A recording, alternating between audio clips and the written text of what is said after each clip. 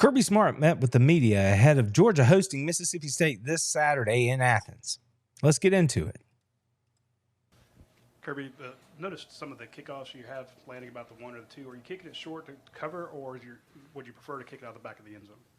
No, I always prefer to kick it out of the back of the end zone. But, I mean, our kicker's done a good job of getting great hang time, and we've got to continue to improve on that. But he's doing the best job he can. Just take that play out of the game. Okay. Kirby, Mississippi State lost a veteran quarterback early in the year, been rolling with a younger guy. What have been your impressions of Van Buren in the time he's actually played?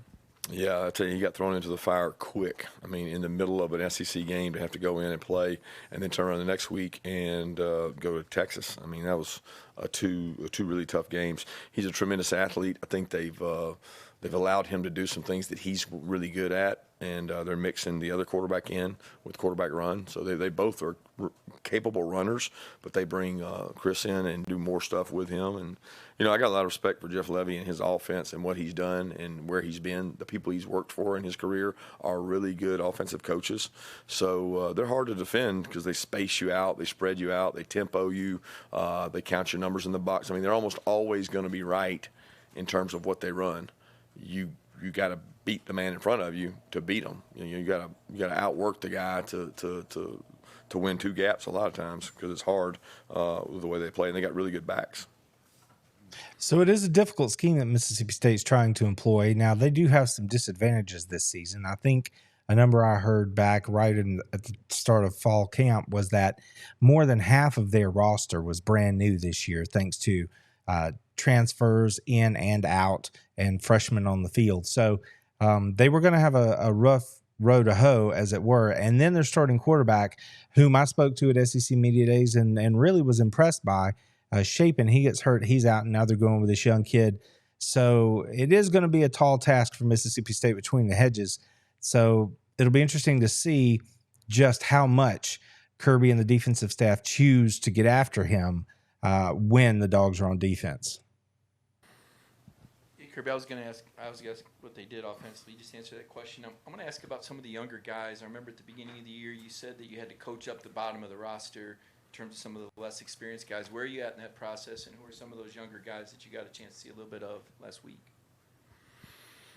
Well, I don't know last week that we got to see any of those guys in terms of playing time. I mean, if you're referencing playing time or practice time, I don't know. Chris Cole played a little more significant role because of Smiles' injury. So Chris Cole has had to play a little bit more. Quentin is taking a bigger role in special teams. KJ started on a couple units that really helped us. Justin Williams got to play on some special teams. But, I mean, I can mention all those kids in practice because in practice they're getting better. You know, we take a considerable amount of our reps and share them with young players because we want to see them develop. We told them when we brought them here we would develop them and get them better. And sometimes kids only think that means in the game. But you get to go against R1s if you're a 2 or a 3 every day. So you play an SEC quality opponent every day you go out there, and we're hoping those guys continue to get better.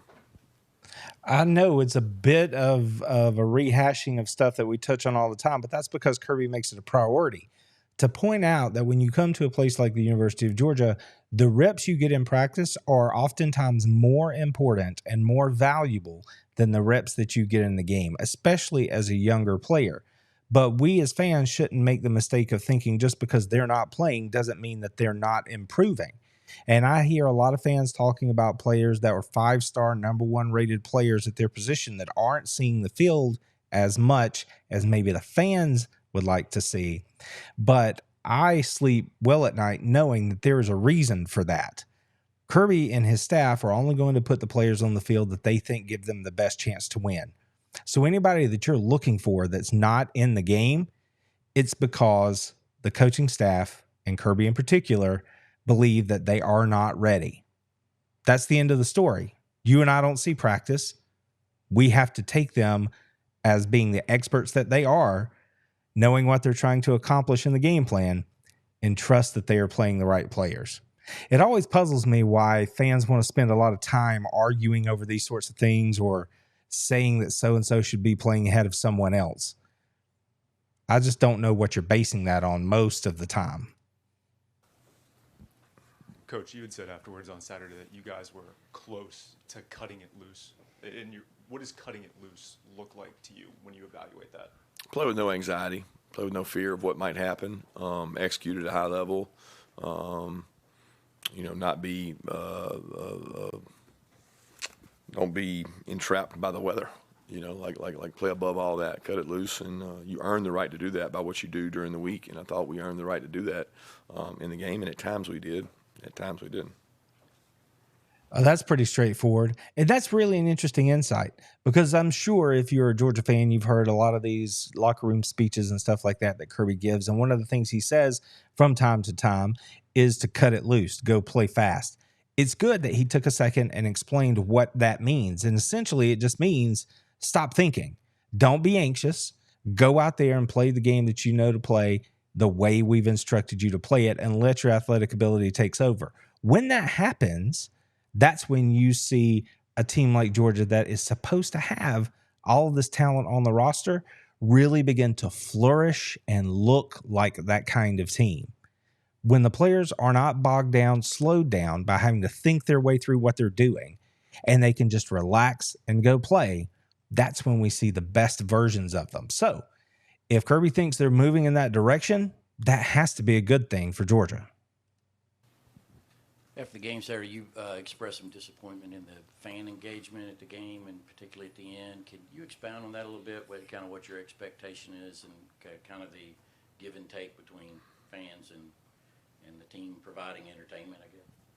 Yeah, I think I said what I said and stand on what I said, and feel that it could have been better. But, my job is to coach the football team, and I'm going to do the best I can in my power. And I've been in some really good places where, there's times that you create a monster, whether it was when I was at FSU, when I was at Alabama, and you have to appreciate that, and you have to create home field advantages. And, we've had coaches tell us that come here and play that it was the best environment they played in the entire year. But I didn't think that was Saturday. And I don't think I'm the only one that feels that way. But, again, my concern is with Mississippi State, not the other. I trust the people that are in charge of it to help it. I trust our fans. That was something that a lot of people wanted to have something to say about. But, I wasn't in the stadium. I can't have a firsthand opinion on that. I was watching at home, and we had the 4K version on the back hall feed. So that just means that we get to hear and see the crowd when everybody else goes to commercial or studio or whatever. So we're watching, and the crowd didn't seem overly loud to me. It didn't seem like they were awful either. So at home, I really can't gauge how it happened. If Kirby says that he felt like it didn't work that way, that's his interpretation of what happened. I don't know that I have much more to say about that. But I think the bigger point here is that he's just saying, my job is to coach the football team. Just got this brand new contract, 10-year deal, right? Georgia fans are happy that I'm here. He's not saying this. I am. So I'm going to coach the football team. And then you guys don't take winning for granted. Show up, be loud, impact the game when you have the opportunity to do so. Think about it. Tennessee is the game that everybody's going to point to from a couple of years ago and say that day the fans impacted the team for sure. Well, Tennessee's coming to Athens again this year. Mississippi State is going to be there this Saturday. Are the fans going to be loud and interrupting the game and putting pressure on the other team the way they were when Tennessee came to town a couple of years ago as the number one ranked team? Or are they going to show up, quiet, slow, not excited, because Mississippi State is a team that is struggling and is not expected to put up much of a fight? I don't know. It'll be interesting to watch. Kirby, do you have an update on Kristen Miller, Jared Wilson in terms of where they are with their injuries, and if you think they might be able to play Saturday? Yeah, I hope they will be able to. We'll find out today. Yeah, I guess following up on Chip's question, is there anything you think the team can do to help provide a better fan experience or better, juice for those home games, or is it just something that's game day ops, other things that don't pertain, especially to football? Well, if you take pride in your performance, which I hope our team takes pride in their performance each week, then you worry about what you can control. And our players, have an opponent to play, and we're trying to make it harder on the opponent to play in our environment. And, just simple ask question, did we make it hard on them to play in that game? I don't know. But the pride in performance that our fans take, that our programming takes, that our Josh Brooks and his staff take, and our players take, it's a collective effort. That's an interesting take there, and it just popped into my brain. How many times do you hear fans say "we" when they refer to their team and how they performed? Are those fans the fans that are showing up and being loud and trying to impact the game on 3rd and long? I mean, I don't know. It just popped into my brain. If you're going to sit back from your couch and, watch the games and occasionally go to the games or go to the games every week, tailgate, whatever it is, and you're going to say "we," then clearly you believe that anything you do, the clothes you wear or your routine or something like that might have an impact on the game. Then, of course, why wouldn't you show up and be loud inside the stadium when it actually can impact the game? I don't know. It seems pretty reasonable to me, but that's interesting. Control what you can control. Yeah, you mentioned cutting it loose, not playing with anxiety. I guess how much have you seen with that in the offense, particularly CARSON, and how hard is that for a quarterback to not be afraid of making a big mistake in a big moment? Yeah, I don't reference CARSON in that. CARSON's, you start for a year in the SEC and play in the games he's played in. I'm not referencing CARSON with that. That's not. I never directly said him, and don't think that he's played that way. I think CARSON is in a good headspace. He's continued to get better. Has nothing to do with him. Probably some other positions that we have younger players at. Sometimes they play with a lot of anxiety. Point of clarification. So Kirby wanted to make that real clear. That nobody's reading into that about his star quarterback somehow being shaken, looking shook. He doesn't seem to think that's the case. But, of course, you've got younger players at other positions out there, and that, that seems self-explanatory. Again, I'm glad he mentioned it and went into detail on it a little bit earlier. You mentioned Smiles' injury, saw he was on crutches and had a boot. What are the specifics for that injury? We hope to get him back soon. That's point of privilege right there. You don't need to know that. That's for me to know and for you to guess about. I saw somebody somewhere. Originally, I'd seen the report that it was an ankle, and then later I saw a report that it was a foot injury. So I think it's safe to say that we can look at it's a lower body injury for Smile, but beyond that, go ask Kirby and see if he'll tell you. Coach, we heard TREVOR ETIENNE talk about his relationship with you. Can you just talk about the impact he's having right now coming in and his performance Saturday?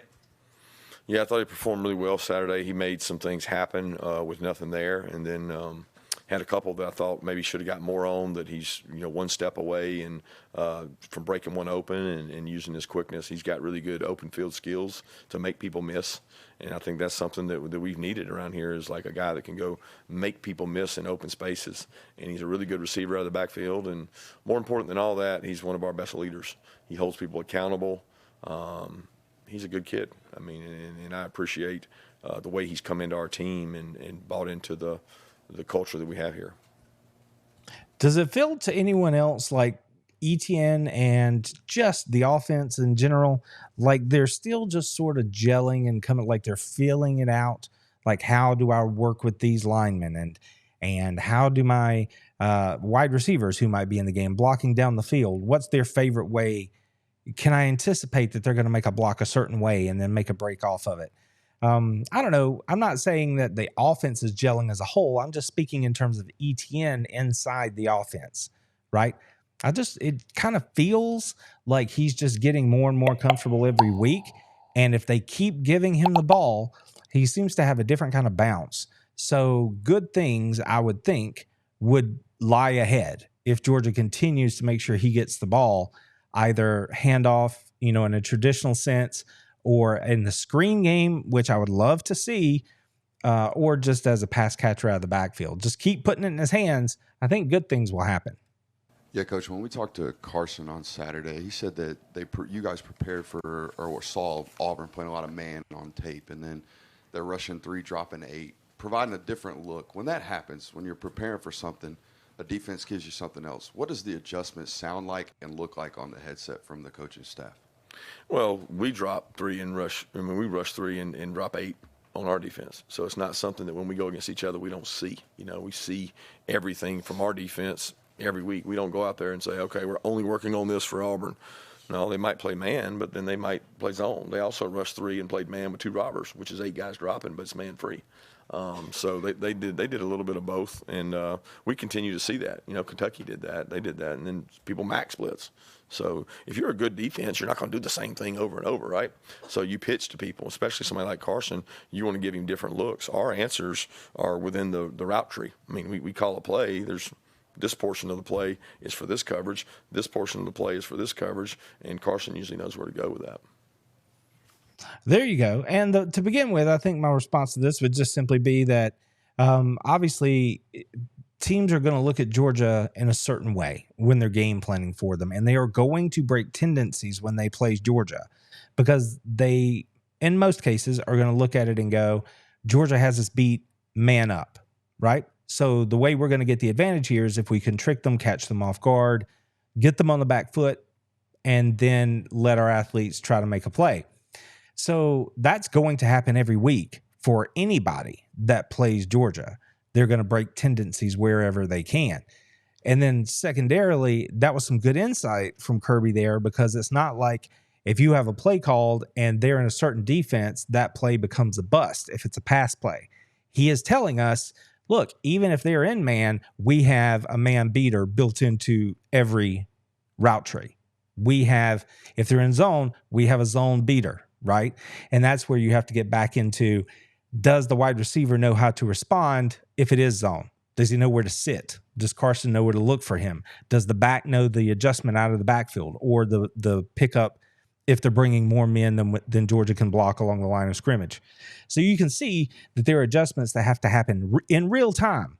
But it is cool to know that in every passing scenario, there is an option built into it. Now, players still have to go win, right? A wide receiver has to win their matchup and create some space and give Carson at least a small opportunity to put the ball in there. But that was a pretty cool piece of information right there from Kirby. Kirby, is there a balance between trying to win the game you have right in front of you, but also trying to do some things that will help you? Like, for instance, if you want to establish the run and, you know, maybe it's not the best thing to do in that game all the time, but it's something that you feel like you need to do for you to be a better team. Is there a balance you have to try to have there? I've never thought of it that way, Seth. I look at it as win the game and do what you have to do in practice. So if I really felt strongly that we needed to improve the passing game or improve the running game, or I don't really know what you're getting at with which part we're trying to improve in game, I would do it in practice periods. I would say, hey guys, we got to do more of this because this is our struggles. You know, we got to load the box and run against it. Well, I don't want to do that. You know, we got to throw the ball when we can throw the ball. I mean, I'm very pleased with where we are in terms of it. We've played some really good teams, especially when you look at some of the defensive statistics out there with Kentucky and Clemson, what they've done. So the most important thing is to, get better. And I think we do that in practice better than going into a game where we don't know what's going to happen in a game, right? We don't know. I mean, I'm not into experimentation in games.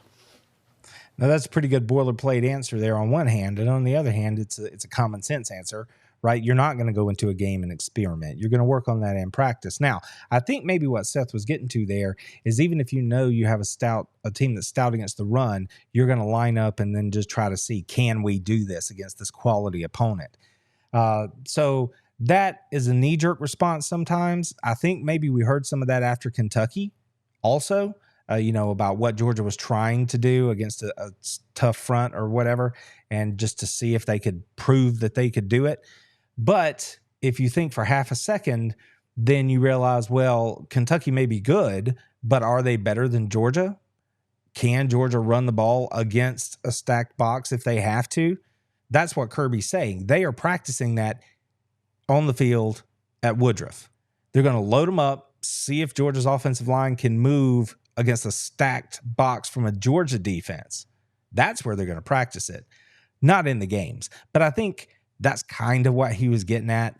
Like, we know they're pretty good against the run, so let's try to run it and see if we can move them. And Kirby's like, no, see, I'm not doing it that way. I'm going to do it at practice. And you can't say he's wrong. Yeah, you mentioned Chris Cole got some more action on Saturday. Just what have you seen in terms of his growth, and what is it about his skill set that makes him, I guess, a good fit for that third down package on defense? Well, number one, he has tremendous pride in performance, and we rank that as one of the number one qualities. A lot of people rank size, speed, height, weight, and stars. He has great, like he is self-aware and has great pride in performance, and that is a number one trait of a winner, of a good athlete, of guys that play as freshmen. And he has size, he can run, but he's really intelligent and he's very conscientious. So we've been very impressed with him, the way he's kind of grown up and gotten better, and he's still not there. I mean, it's like RAYLEN and CJ last year. They weren't ready for what they had to go do, but they had to go play. And we need him to keep getting better, and we need Justin to come along too. And you've seen Chris flash. You've seen him pop into the game. When he jumped in the game against Auburn the other day, I was like, wait, who is that? And I had to double check the roster to make sure I knew who I was looking at there. So I was enthused to see him on the field. And it's cool that Kirby, again, he's just telling us the truth here. He doesn't step up here and lie about these things. He's just telling us the young man is playing because of the attributes that he has. This is why he has earned the right to take snaps, in meaningful games for us as a true freshman. You often speak on how difficult it is to win on the road in the SEC, and I don't know that we've seen a more dramatic week with examples provided than this past week. This may tie into what you just said a few minutes ago about the importance of creating a home field advantage, but are there reasons that it's become more difficult than ever in the SEC to win on the road? The margins are tighter. I don't think it has anything to do with the road or home. It's just the margins are tighter. Everybody's got, the ability to go get people's backups. And, it's just look at the scores in the league. It's tighter than it's ever been. It's a really competitive league. We made it better by bringing more people in. And it really boils down to who can play the long game. And it's not about – it's hard to play on the road, yes. But it's not about that as much as it is – these teams are closer than most people realize. Man, I think there's a lot of truth right there. I think Kirby just cut straight to the bone with that. He went right at it. It's because the margins are thinner, is what he said. And that's because people can come get your backups. So it's not that Georgia or Alabama or LSU back in the day, or pick another really good team, it's not that they have 10 defensive linemen that they can roll through, all of them, top tier talent, 4 and 5 star guys, blue chip players. Now you might have 4, maybe 6. And those other dudes that would have made up that 6 or 4 that were on your depth chart in the past are now starting for Kentucky or Mississippi State or Tennessee or whomever, right? And that is what makes these games tougher. And to the average fan who's not paying attention to player movement and actually what kind of players they were because they were down the depth chart, that sort of thing, that is the most honest answer that Kirby could have given right there. I think that's pretty interesting. He said it's going to come down to who can play the long game, which pulls injuries into that equation, and then who can survive the run that is the SEC schedule now. Even though they're not all created equal, get to the end of the season and not have a roster that's ripped apart by injuries and then be able to take your shot in the tournament. He just laid it out on the table for us right there. That's just about the most straightforward, simple, and honest answer I may have ever heard Kirby Smart give. Really valuable. We talked last week about Auburn's offense and their explosive nature. What did you think of how your secondary played on Saturday and just against that passing offense? I thought we mixed it up well. Played some back shoulder balls, got some balls down, had some 50-50 balls. We got PIs on. Didn't come out of breaks in some spots real well, but we changed up coverages. We pitched to them. We were able to pressure them with our front. You know, if you're going to make people one-dimensional, then they're going to throw it on you. And we didn't exactly make them one-dimensional from running it, so they had either-or downs a lot of times, and we got in some second longs and lost some of them. But I was pleased with the secondary because I think that Auburn's a good team. I think Peyton Thorne's a good quarterback. I think they have good skill players. More than that, I think to me, when I was watching the game, it seemed like there were a lot more players playing more snaps in the defensive secondary. And by that, I don't mean they played like 10 guys. I just mean that we saw a lot of Daniel Harris. Obviously, we see Aguero back there. We saw Dalen Everett. But we also saw, Julian Humphrey in there. We saw Ja'Cory Thomas in there. We saw Dan Jackson. We saw CJ. We saw Malachi Starks. There were a lot of different bodies back there. So that's what jumped off the screen to me against Auburn, is that they were moving a lot of people in there. And it's a subject for a different time, but he pointed out right there, we didn't do very good in taking away half of their book, right? We left them in either or 50 opportunities where they could run or pass. And that's just the point about Georgia's not handling the run game as well as they have in the past. And I'm sure that he wishes that were better. But given that that is the situation right now, that he felt like they did a pretty good job. And I'm just curious if seeing all those different faces in the defensive secondary was because of what he just said there about how they had packages and matchups that they were doing to try to pitch to Auburn, as it were, and change the look up on them enough, to maybe make them take a chance here or there or get them on the back foot. That's pretty interesting. How has RAYLEN Wilson developed as becoming a more complete inside linebacker, and what does he still have to continue to work on to become a more and better complete linebacker? Yeah, he's really intelligent. He works really hard. He's got great athleticism. I think he needs experience, and he's gaining that rapidly. He's still just a sophomore, and it seems like he's had to play more than your typical sophomore, but he's a very intelligent kid and takes a lot of pride. You can tell he's still learning. There were situations this last week where the defensive end didn't do a great job and got pushed back, and then RAYLEN couldn't get over the top, scrape to the edge to make a play at the line of scrimmage that he wound up making 3 or 4 yards down the field. But that's partly on him and partly on the guy who got beat on the edge, right? Didn't hold that edge the way he should have. But all these young players are growing. And I know that I, along with many, many others, get excited when we talk about what good athletes these players are and how good we think they can be.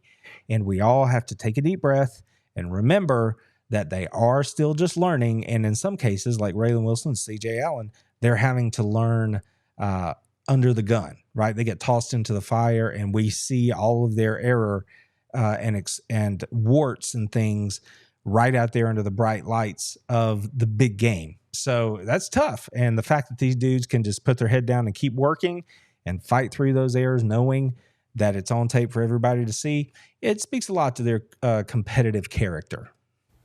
Coach, over the years, you've used multiple running backs by committee for the group that you have now. What stands out most about them collectively, even though individually they do different things and bring different things to the table? Yeah, I like the depth in the room. I like what Cash brings. I like what Nate brings. I like what Branson brings and what Trevor brings. I mean, we have 4 guys that really feel good about it. And the young kid, Chauncey, is doing some really good things. I mean, he's improved immensely since arrival here, and he's got great toughness, great character, and he's going to be a really good player. So Dwight Phillips has gotten better over on the scout team. A kid that had never played in an environment like this one, he's getting better. So I like that group as a whole and think it's a really good group. The best thing there is that there are plenty of bodies there, and all of them can play. Because if you need a look at just how quickly, remember what Kirby said earlier in this presser about depth, and that's the reason that these games are tighter. That's if you're healthy. Once injuries get in there, it really starts to shift the balance of power in any given week.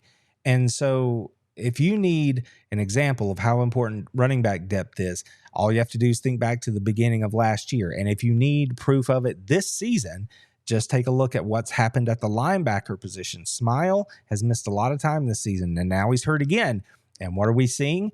Another true freshman, thankfully, talented enough and mature enough to play, but is being forced to play meaningful snaps here in the middle of the season because of the depth situation. You just cannot have too many quality football players that are ready to play winning football heading into any Saturday. And I think that we as fans need to always remember that.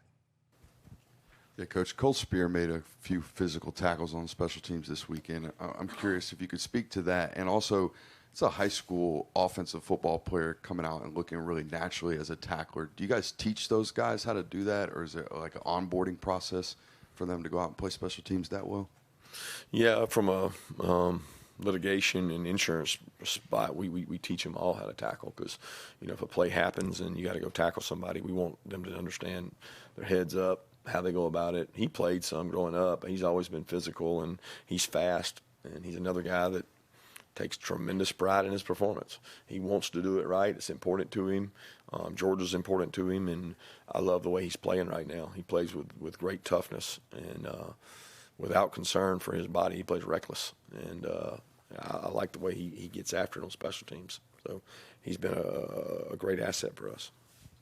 I tell you what, those walk-on players are guys, and not just walk-ons, but any of those players that are taking reps on special teams, they're doing that, and they are just such a backbone to who and what your team ultimately is. And Cole SPEER is not only dominating in the special teams game, but he has also been on the field as a wide receiver this year, even though you may not have noticed, and has done a really good job blocking and doing all those sorts of things too that don't always get seen. So good on him for doing a good job. Kirby, getting back to the fans Saturday, was there a particular part of the game that you felt like the crowd wasn't giving you what you needed? And do you feel like your team has to give them more to cheer about, or, you know, is it just the... Yeah, I'm not like you're wanting to make this us against them, Mark. That's not really what this is about. We're a team. We're a unit. And I think it's okay to say how you feel and try to pull the family together and pull in the right direction. And you guys want to make it about, well, Kirby said this. I mean, we're a team. We're a team. Like, let's do this together. Let's help each other, not make it about what he said and they said. And I'm not into that. We need to all be together. That's when I got hired here, it was all about pulling in the same direction, creating an atmosphere that's hard to play in. You know, you win these games at home, and maybe you take it for granted if you win so many games at home. But I know this, it's hard. These teams are going on the road all across the SEC. You make it hard on them by what you do and what you create. So it's not about a specific point in time. It's about us all pulling in the same direction. So there you go. Kirby harkening back to his introductory press conference to remind everybody that it's all about pulling in the same direction. It's all about alignment. It's all about one team, one goal. That's Kirby talking about Mississippi State. You guys enjoy the games this week. Until next time, go Dogs. Told them, how about them fucking dogs? That's what I told them.